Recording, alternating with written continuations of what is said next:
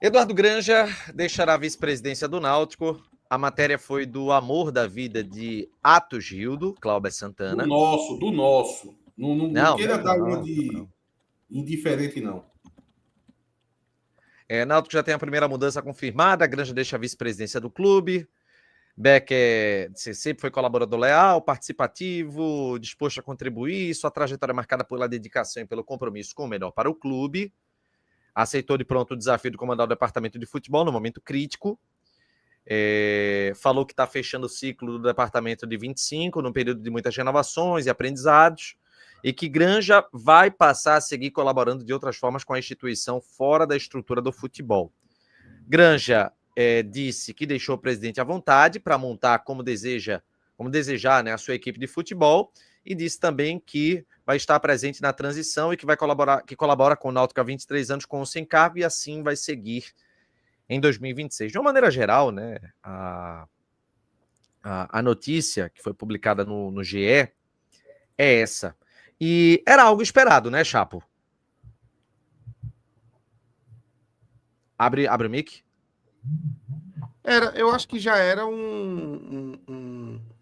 chegou a ser um consenso até entre todos os lados políticos do Náutico, né? Ainda não consegui fazer aquilo que a gente tinha pensado, não, mas eu estou ajustando aqui.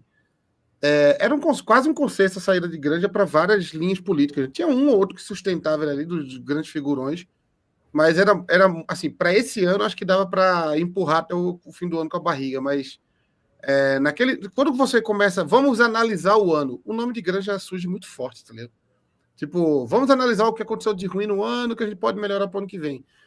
Acho que a cabeça da lista era Granja, assim, pelos erros que a gente sabe como o Náutico subiu, né? O Náutico subiu, assim, aos trancos e barrancos, depois de Hélio dos Anjos ter chegado e ter tomado de assalto o futebol, né? Hélio dos Anjos chegou e Hélio e Guilherme passaram a comandar absolutamente tudo no futebol.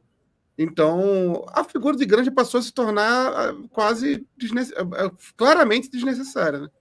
Tipo, não tem papel para não tem papel para Montemor, tá ligado? Montemor não tem papel no Náutico. Ele hoje, como a gente tava falando em off lá, ele é o cara que faz executações, né? Ele não é de fato um coordenador, um gerente, nenhuma função. Ele é o cara que faz uma operação, executa uma função prática ali.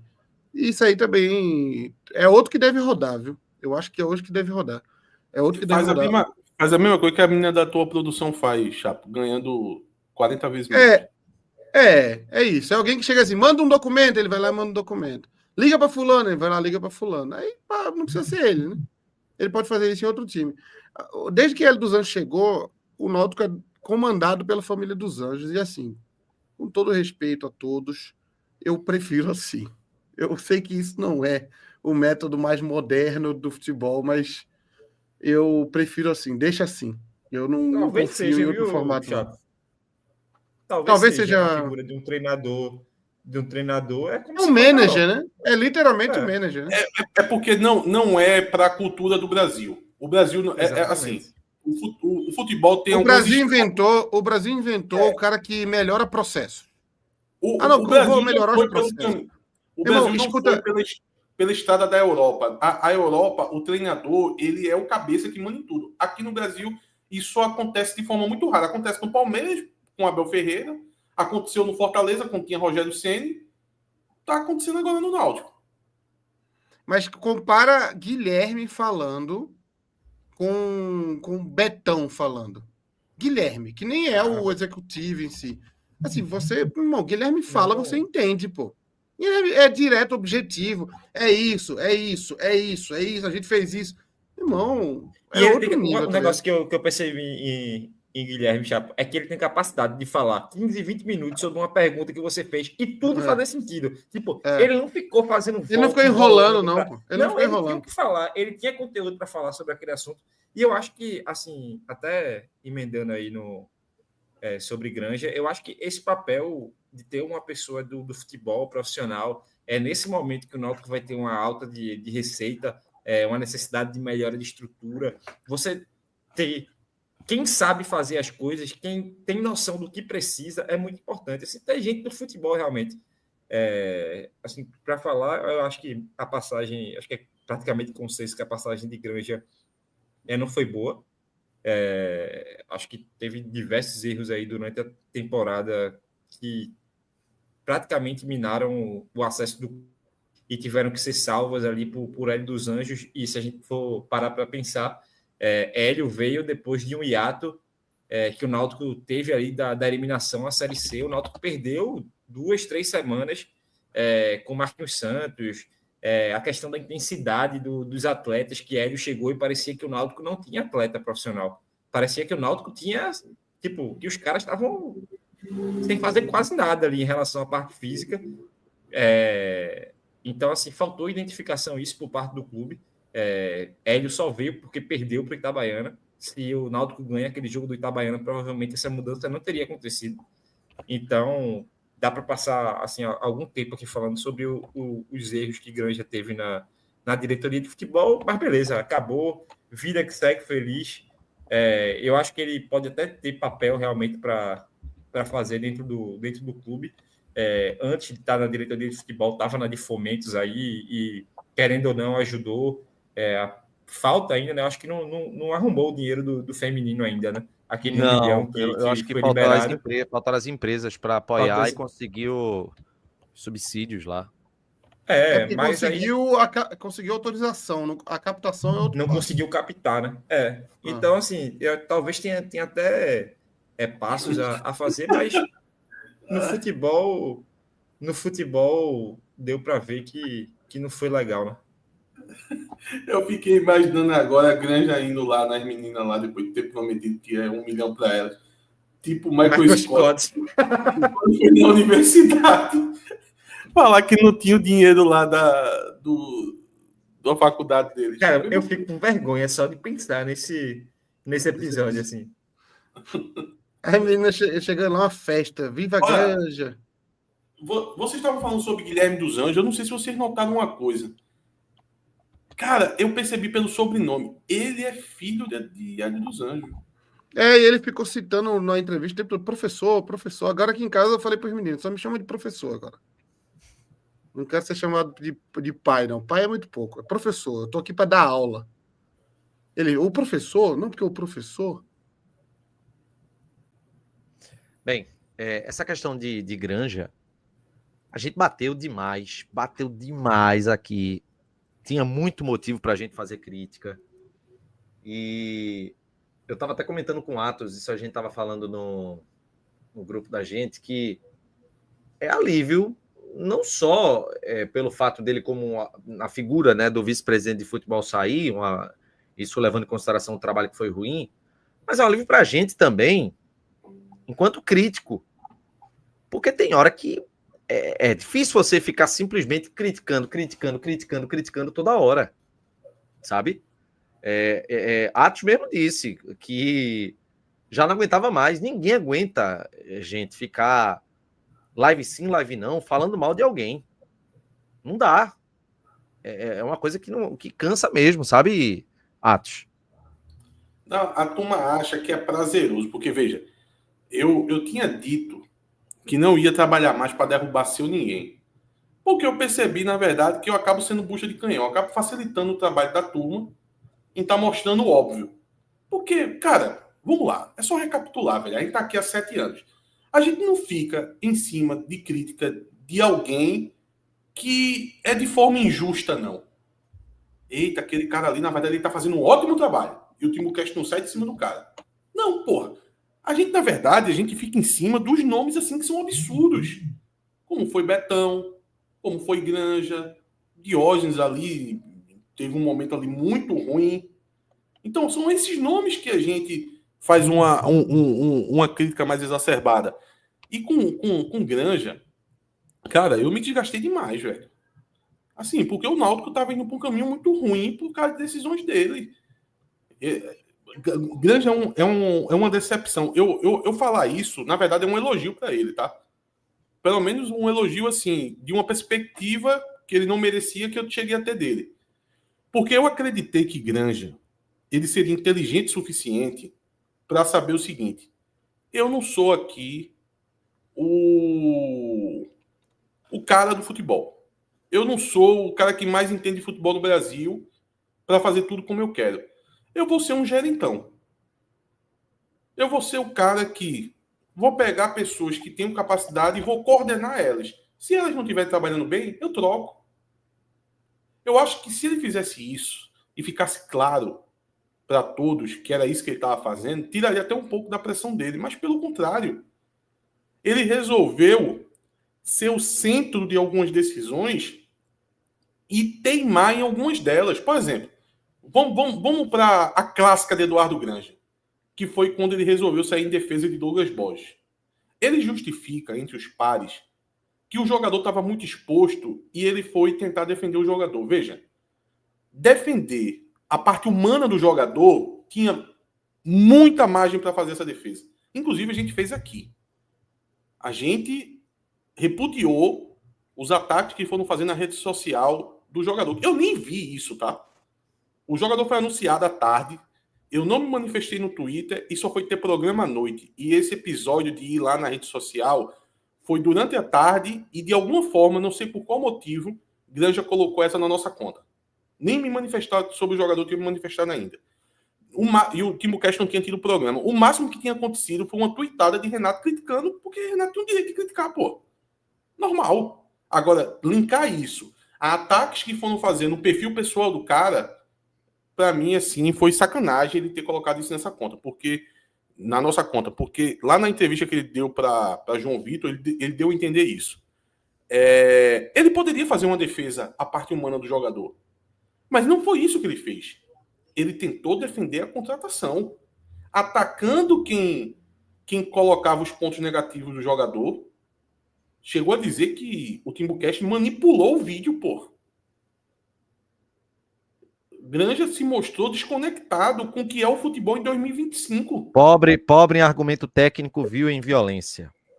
Exato. Ele se mostrou não saber o que é o futebol em 2025. O futebol 2025 é do torcedor muito enganjado, pô. É do torcedor que ele consegue consumir conteúdos técnicos sobre toda a contratação. Tem uns que são muito superficial, né? Você só abrir o gol e querer ver ali se o cara tem uma quantidade de gols grande, ou senão você abre um SofaScore da vida e fica vendo a nota do jogador, ou faz uma análise superficial. Tem gente fazendo análise de jogador com 5 minutos o jogador especulado. A turma especula o nome do jogador com 5 minutos, tem uma página aí, alguma coisa estética, que faz a análise do cara com 5 minutos. Coitado de João, que ou João mente para mim, porque João diz que tem que passar o dia todinho vendo um vídeo do jogador para poder fazer uma análise. Tem umas páginas aí que fazem 5 minutos. Ou João mente, ou a turma da página é mais qualificada. Talvez eles sejam bons. Sejam bons, exatamente, que os caras fazem 5 minutos. Então, veja, existe também análise rasa. Agora, porra, velho, a gente mostrou o vídeo. João fez questão de trazer defesas de Douglas Borges. E outra, também tinha a questão de contexto. Não é só a parte técnica do jogador. É mostrar que o jogador estava em declínio na carreira. É mostrar que o jogador tinha ido mal nas últimas passagens. Já estava pegando banco no último time que estava jogando. Tinha o contexto também que o Náutico teve um ano ruim de goleiros e tinha uma resposta. Foi prometido por ele aqui no mesmo programa. Que seria que ia dar uma resposta em goleiro. Então, era uma questão também do que a gente precisava para a posição. E aí, para mim, ele ali mostrou que nem seria o gerente que eu imaginei que ele seria, o gerentão, tá? E falta de tato com o que é a relação do torcedor com o futebol em 2025. Eu só tô falando, não é que só foi esse erro de Granja. Se fosse só esse erro, pelo amor de Deus, tava bom. Gol da LDU, para quem tá assistindo. Esse daí só foi o pontapé inicial. De lá para cá, ele só colocou o pé entre as mãos. E o que Renato disse sobre essa situação da saída dele e ser uma espécie de alívio, eu acho que esse é o sentimento de alívio, pelo menos é o sentimento que me bate de alívio, porque eu garanto que não é de comemoração. Teve uma pessoa, não foi Renato, que encaminhou uma mensagem brincando assim, Atos deve estar comemorando. Tô não, cara. Tô não. Na verdade, eu tô vendo que poderia ter acontecido há muito tempo para que eu não tenha me desgastado tanto. E nem ele também ter sido tão desgastado. Tenho nada contra a pessoa de Eduardo Granja, não, pô. Só que com a administração dele, o Náutico não estava indo para um caminho legal.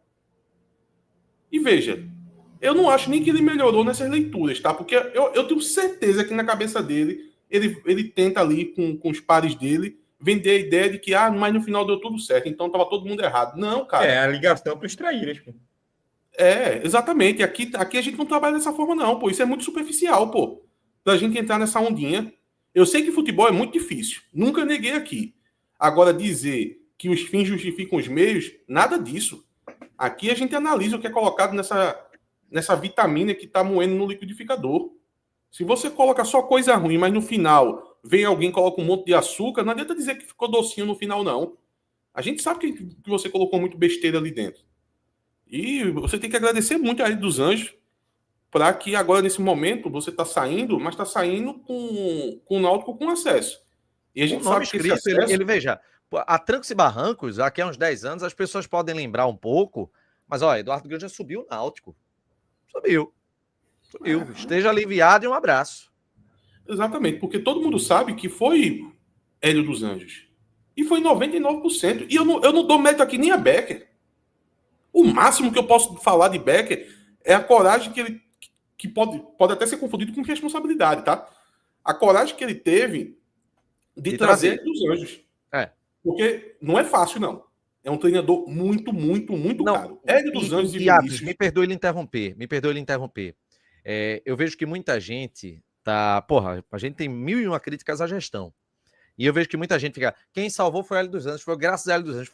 Foi graças a Hélio dos Anjos. Evidentemente, foi graças a Hélio dos Anjos. Mas o movimento de trazer Hélio dos Anjos... E como você bem disse, há uma linha muito tênue, né, entre a temeridade pelo fato dele ser caro e a ousadia realmente entender que era o momento para um técnico dele. E Becker teve isso. Teve a ousadia de dizer, não, vamos trazer. E houve o resultado. O resultado apareceu. O time subiu. Mérito para Becker. Então, assim, a gestão muito problema teve? Teve. Todo mundo sabe. Mas ele tem um mérito e que é um mérito que ganhou um peso enorme com a confirmação do acesso. É preciso dar acesso que é de César. Dar acesso que é de César. Acho que é sempre bom a gente deixar muito claro isso. Renato, e eu digo mais, Renato, já adiantando uma coisa que pode acontecer no caso o Becker permaneça para os próximos 2 anos, que pode acontecer para ninguém achar que a gente está fechando o olho para isso. Na verdade, não está, não. Que é o seguinte. Hoje, Hélio e Guilherme, eu até tenho uma perspectiva muito positiva. Por causa do contexto atual, pelo que Chapo acabou de falar também, de que, como diretoria, a gente não confia muito, até porque não tem motivos para confiar, então é melhor deixar na mão de Hélio mesmo. Quando a gente fala na mão de Hélio, não é só um treinador qualquer, a gente está falando de Hélio dos Anjos, que está muito capacitado junto com seu filho. Eles estão eles estão num ponto de convergência da carreira que leva para ter um poder desse em certo clube. E eu acho que esse clube não pode ser qualquer um. Porque é muito difícil alguém ceder poder a um treinador e a um auxiliar de treinador. Só que o Náutico está dando essa oportunidade. Então, eu acredito que existe um mundo onde esse Náutico com Hélio e Guilherme como protagonista pode dar certo. Eu, de fato, acredito nisso. Não é o único caminho para dar certo. Meu amigo, tem várias coisas que podem acontecer que podem acabar dando errado.